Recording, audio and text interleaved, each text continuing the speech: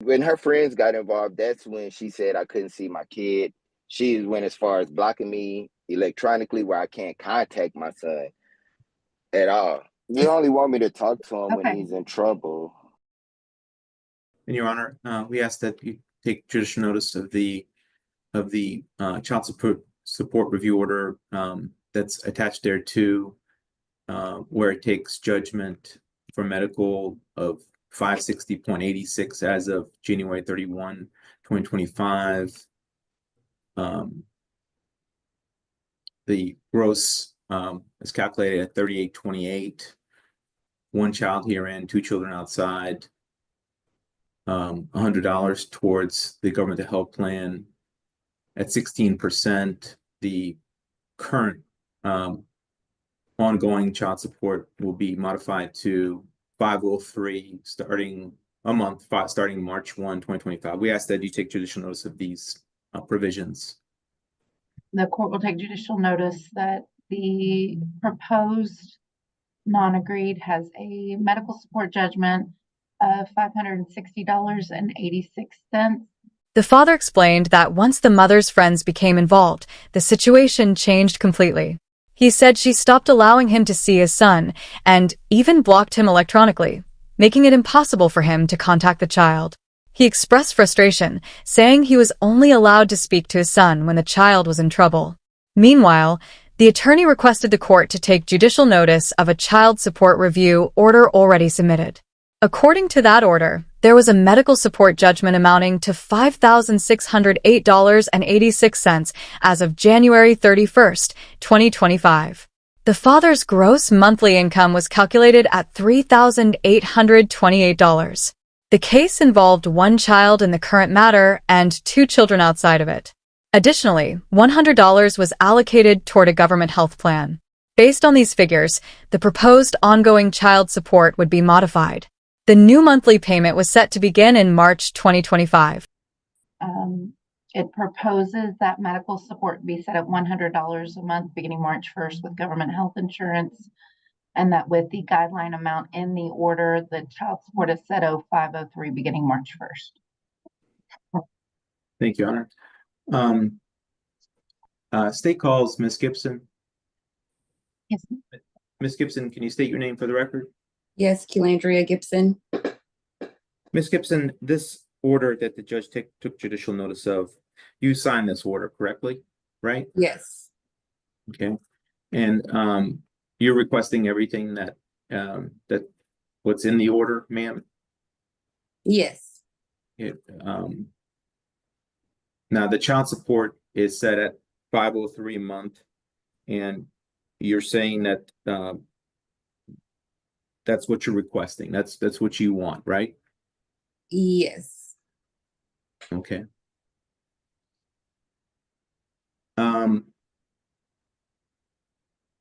Your Honor, pass the witness. Mr. Zahay, do you have any questions of Ms. Gibson? Yes, I do, Judge. Ms. Gibson, do you believe that, or excuse me, is there any particular reason that you believe this increase is needed in accordance with the guidelines? Yes, it's needed. I mean, he's only been paying $186 a month for the past 9 years. So it is time for the increase, and there's nothing done in between those 9 years outside of the child support or anything. And $186 a month is not enough to take care of a child, even when he was in daycare. Like, that's just pays for daycare, nothing else. So did you ever indicate to Mr. Jones and his wife that you had other motives for asking for this increase? No, I did not. They asked for the court. They said they wanted to do court arrangements and they were going to go to the court and do everything by court. So that's what I did. So we can go by the court orders and the court papers. So it's not true that you told Mr. Jones and his wife that this was in retaliation for them being married recently? I never told them that I was going to get an increase for retaliation. When they brought up to me, I already have an attorney, so you'll talk to my attorney. I said, okay, well then, yes, we can go to attorney, we can go to court, and we can set these obligations or whatever it is that you're asking. Didn't you, The court acknowledged the request and confirmed it would take judicial notice of the proposed order.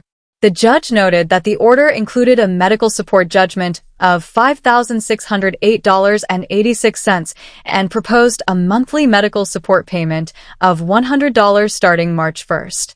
It also aligned with guideline calculations, setting child support at $503 per month. Following this, the state called Ms. Gibson to testify. She confirmed her name for the record and acknowledged that she had signed the order in question. When asked directly, she agreed that she was requesting everything outlined in the order. She confirmed that the $503 monthly child support amount was exactly what she wanted. After her confirmation, the questioning was passed to the opposing counsel for cross-examination. instruct one of your friends to show her a group chat that you guys had created disparaging her? A group chat, it had nothing to do with the kids at all. So, do you need a screenshot of the chat to refresh your recollection? No, I do not. The screenshot, the group message had nothing to do with the kids. That was all stuff that was outside, basically stating that he does not do anything and that he hasn't done anything for his child in the past 9 years. That's basically what the whole group chat was about. Yes, and enough is enough. And he has to start paying and being responsible, just like me. When I lose anything or when things go bad with me or anything like that, I'm a mother. I still have to make sure my child is still taken care of at the end of the day. He don't have to worry about that. And he's been getting off for literally 9 years. So I gave him 9 years of slack. It was going to be an increase regardless of any situation at some point. And he started the group chat in the beginning because at the beginning, he's the one said, from now on, you would be speaking to me and my wife in the group chat if you have any concerns about anything. And that's what I did. And that's how the group chat started. And in that group chat, you had said that, is it true that you said that part of the reason for these proceedings is that you wanted to come after the assets of his wife? I didn't say that. Those were words from my friends. Those did not come out my mouth. And she said that after these proceedings, she would own that, pardon my French, own that B word. Now, is my name on the side of that? Yes, I can show it to you. You're in that chat. No, I said, did I say that? Is my name? During cross-examination, Ms. Gibson was asked why she believed the increase in child support was necessary. She responded that the father had only been paying $186 per month for the past 9 years, which she felt was insufficient. She emphasized that this amount barely covered daycare costs and did not support other needs of the child. She also pointed out that there had been no additional financial contribution during those years. When asked if she had any other motives behind requesting the increase, she denied it. She explained that the father and his wife had suggested taking the matter to court, and she simply followed through with that process. Her intention, she said, was to formalize arrangements through proper legal channels. That said that in the chat. Your name is in the chat. I may be in the chat, but I did not say that. Oh, that has I can't control what other people says or what their obligations are. Pass the witness. Any other follow-up, Mr. Darkomanjian? No, Your Honor. You may call your next witness. Thank you, Your Honor. State calls Mr. Kevin Jones. Mr. Jones, can you state your name for the record? Kevin Jones, Sr. Now, Mr. Jones, you provided your W-2 from 2024, isn't that right? Yes, sir. Okay. Now,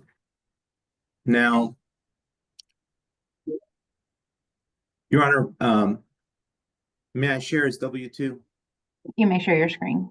Now, Mr. Jones, is this your W-2 that you provided to the state? Yes, sir.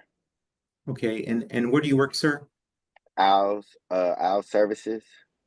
And what do you do there, sir? I'm a gas technician. So I change filters and calibrate gas stations across the United States. Okay. And how long you been working there? 13 months. I want to say February of last year. Okay. And your wage tips and other comp on this W-2 is $44,039.26. Isn't that right? Yes, sir. And your Social Security wages is $45,939.09, right? Yes, sir. Okay. And you still work there as today, right? Yes, sir. I'm at work right now. Okay. I'm going to stop sharing, Your Honor. Your Honor, at this time, I pass the witness. Mr. LaHaye, you may, any questions for your client? Yes, Judge, may I proceed? Yes. All right, Mr. Jones, now, in our talks, you said one of the things you wanted the court to consider was the costs that you have to expend in order to travel and see your child. Is that correct? Yes, yes, sir. When she allows it. Can you tell me how, let me backtrack for a second. How often are you able to see your child? Well, according to the reason she allows me to see my son depending on the mood, or if he's available, or if he doesn't have summer school or something like that. She's only denied me to see my child this past last year. And Question was, as far as what you said about not being able to see him due to your financial constraints. well, the cost that like personally, if I go pick up Carson by himself, it's at least 150 to 200 bucks. That's 4 hours that way, because she's never met me outside of 3 miles outside of her house to pick him up. That's 4 hours there and then 4 hours back to my house. So it's around like $200 with gas and a hotel, because if I leave, I can't drive at night. And the increase, I'm not opposed to the increase at all, but I think the amount of the increase is a little bit excessive. Man, that's because like I won't be able to see my son as much, especially if I'm not seeing him now. I won't be able to see him as much. And it's basically kind of like it's going to prevent me even more, and it's going to affect my other 2 kids as well, as far as me coming to see them. Where do you currently live? What city? In Mesquite, Texas. Does your son, Carson, currently live? And Rosharon, the last time, Rosharon. As far as that? About 4.5 hours from my house to her house. If you're traveling, which you often do for your job, it would be even more. So, distance. yeah, the last time I came, I want to say I came from Oklahoma, and that had to be out of my pocket to travel from Oklahoma back to Houston to come get him. I want to say the last time I was allowed to come get him. And I had another thing to mention about that group chat, because I told her, the only reason why I told her to contact my wife, because it was a situation where she had called too late, and that had kind of set, the tone at my house with my wife. I didn't start the group message with her friends. I didn't even know her friends existed.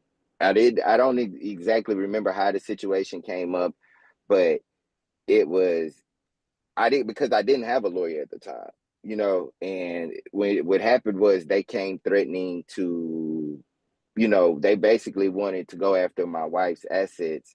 And I guess when they found that it wasn't a case, because she says I never done anything but pay that 183. Last year, I just gave her $500 through the child support payment thing. You could see that. I mean, that's on there. So it's not like when I don't have extra money, I'm not trying to get out the hole, because I still pay extra money. I have text messages to where the year before last, when she asked my wife for money for school shopping, we did it.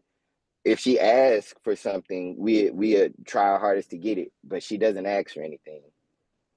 She doesn't inform me, oh, we need this or we need that. She just automatically assumes that I'm just supposed to assume what she needs in her household, and I have no idea what she does in her household. I don't know if she works. I don't know. The attorney questioned whether her request was in retaliation for the father recently getting married. Ms. Gibson firmly denied this claim, stating she never made such a statement. She explained that when the father mentioned involving attorneys, she agreed to proceed legally. The discussion then shifted to a group chat involving her friends. She was asked whether she had instructed someone to show messages that were critical of the father's wife. Ms. Gibson clarified that the group chat had nothing to do with the child. She insisted that the messages were unrelated to parenting matters and focused instead on personal opinions about the father's lack of involvement over the years. I don't know what she does or whatever it is that she has going on, or quote unquote, like she says, she has to survive. Whatever that means, I have to survive as well. And I have 2 other kids before that. I don't like it's the distance between us that I have to travel for my job to even survive. Because without me going out of town to work, basically with this child support in, I won't survive. The court was to take into consideration the expenses it costs for you to travel and see your kid. How would that help you see I your could get kid? I could get to him more than two times a year. That would help me get to him more than 2 times a year, or actually help him get him for whenever he's allowed to come. It's when her friends got involved, that's when she said I couldn't see my kid. She went as far as blocking me electronically where I can't contact my son at all. So I understand if me and her can't come to an agreement on a financial thing, but I know this is not where you bring up court things, but it's the whole electronic, like you blocked me from his phone so I can't contact him. Judge, I want to pass the witness, but before I pass the witness, I do want the court to take notice that under section 154.123, section B, excuse me, it's B, trying to find the number. It's B14, section 154.123, B14 of the Family Code. The court can take into consideration the cost of travel in order to exercise possession of and access to a child in order to deviate lower than the guidelines. Okay. Thank you. I'll take judicial notice of that. Ms. Gibson, do you have any questions of Mr. Jones based on his testimony? So unfortunately, no, I don't really have anything to say because And this is just your opportunity to ask questions. In a minute, I'm going to let you tell me what you want out of the okay, then no, I don't have any questions. Okay. So, Mr. Jones, I'm just confused because are you having trouble right now visiting with your son? What happened was she contacted the other mother of my child. No, here, let me clarify. Okay. I am. Yes, I do have trouble contacting my child. Okay. Well, I get that. Let me clarify what I meant. You said that if your child support was increased, you would not be able to visit with your son. I wouldn't be able to afford to. Okay, right now your child support is based off of minimum wage, which is the baseline. Yes, ma'am. Are you able to visit with your son and travel to pick him up now? With the thing that I have going, yes, ma'am, I am. How often do you see your son? What I could physically afford myself, probably twice a year. And if the increase, yeah, it is. So, Mr. Jones, what I'm hearing is right now, based off of minimum wage, you can't afford to visit with your son. No, ma'am, I can't afford it personally. So, okay, even before the increase. Yes, ma'am. I'm not disagreeing with the increase. I just said the amount of the increase. 1 second. But it would be exacerbated, is what we're saying. Yeah. Okay. Okay. Mr. Darkomanjian, do you have anything else? No, Your Honor, just a brief closing. Okay, you may proceed. Your Honor, what we've done is we've taken the the $45,939.09 and divided it by 12 to get to the gross figure of 3828 to calculate what his current child support should be. Ms. Gibson continued explaining that the group chat mainly reflected frustrations about the father's limited involvement in the child's life. She stated that he had not contributed enough over the past 9 years and that she had reached a point where she believed he needed to take responsibility. She emphasized that as a mother, she consistently ensured her child was cared for, regardless of her own challenges. She also clarified that the father himself had initiated the group communication format by asking her to communicate with both him and his wife together. According to her, she simply followed that arrangement. She denied ever stating that she intended to go after the wife's assets, claiming those words came from others, not her. After the one child herein and 2 children outside this case, and the $100 towards the government to health plan. And we ask that you approve our guideline as calculated. Mr. Zahay, any closing? Yes, Judge. So, as mentioned, Section 154.123 of the Texas Family Code, Section B14 says the court can take into consideration the cost of travel in order to exercise possession of and access to a child as a factor to deviate from the guidelines to a lower amount.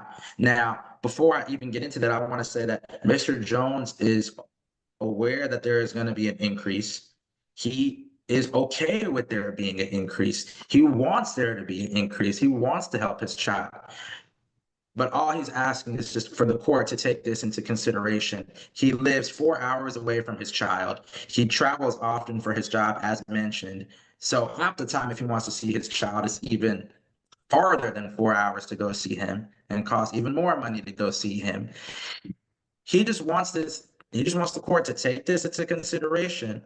It doesn't have to be a unreasonable or huge deviation, but just some accounting for this for the court to deviate lower than the guidelines. If the legislature specifically listed it, I would say that it's a pretty important factor to consider.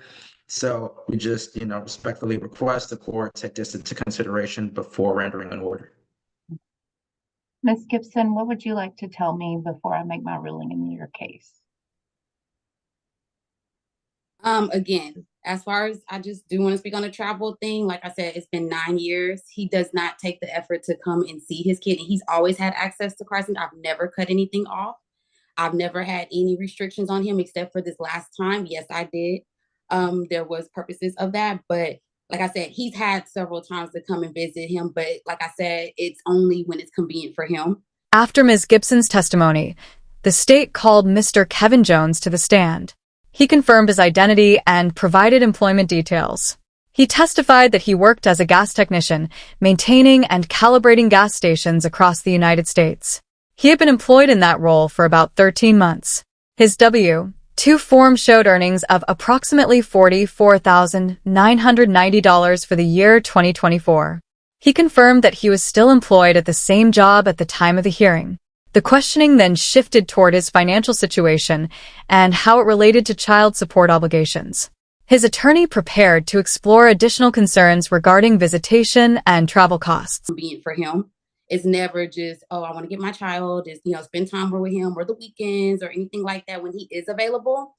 So like I said, so the traveling and the money and all of that, that's not going to, because he wasn't doing it before. So I don't feel like he's going to do it moving further. Well, he was doing it until she blocked him. I just want to put that out there. I didn't block him, but my son has a phone and he's always had access to him. The only reason why it's been off is because he has been on punishment. But he still has access to my phone, just like he's talked to him the other day when he called my phone. I did let him talk to him. But he does not call him as well that much. So you only want me to talk to him when he's in trouble. Okay, guys, I've heard enough at this point. Okay. Okay, Mr. Darkamanjian, help me out with a little math, okay? Yes, Your Honor. If I put the medical support at $50 instead of $100, what is child support? If we do the 3828 gross a month, Mhm. one child here and two children outside this case, $50 towards the government health plan, then the multifamily child support guideline will be $511 a month. The court has heard the testimony of all the parties. I am going to approve the judgment amount in the non-agreed order for the medical support of $560.86 as of January 31st of 2025. And Mr. Jones, you're going to pay that at $55 a month beginning March 1st. I do find that you have gross wages of $3,828 with one child before the court and two other children that you support. I am going to modify your medical support payment to $50 a month beginning March 1st of 2025 instead of the $100. So that would put your child support at $511. And what I'm going to do is I'm going to reduce that by $75 for the gas money, for half of the gas money it takes to get to visit your son. So your child support is going to be $436 a month. That's also going to start March 1st of 2025. Any court costs in this matter are billed to Mr. Jones. He can pay the Brazoria County Clerk's office if they even bill him for them. The other thing I'm going to do, just because of the testimony I've heard, I'm going to order that you, Ms. Gibson and Mr. Jones, need to communicate through the Close app. Y'all do not need to be communicating with third parties in a group chat with people claiming things. It just needs to be between the two of you. So I'm going to order that y'all communicate between Close. It's an app you can download on your phone.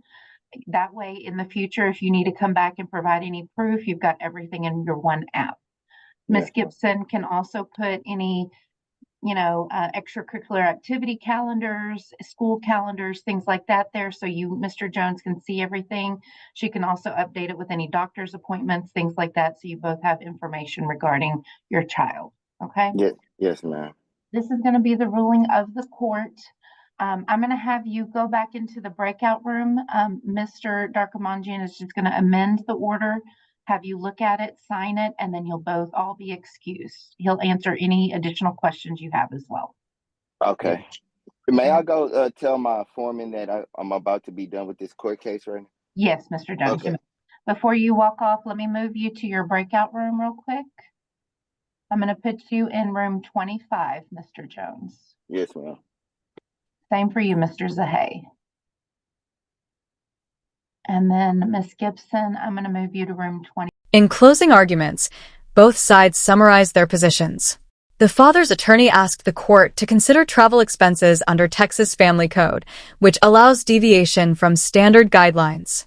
Ms. Gibson argued that the father had not made consistent efforts to visit the child over the years. After reviewing all testimony, the judge made a final ruling. The court approved the medical support judgment and adjusted the monthly medical support to $50 instead of $100.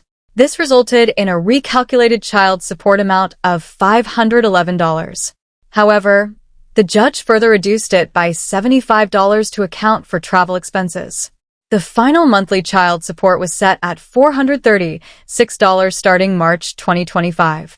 Additionally, the court ordered both parents to communicate through a co-parenting app to avoid conflicts and ensure proper coordination regarding the child's needs.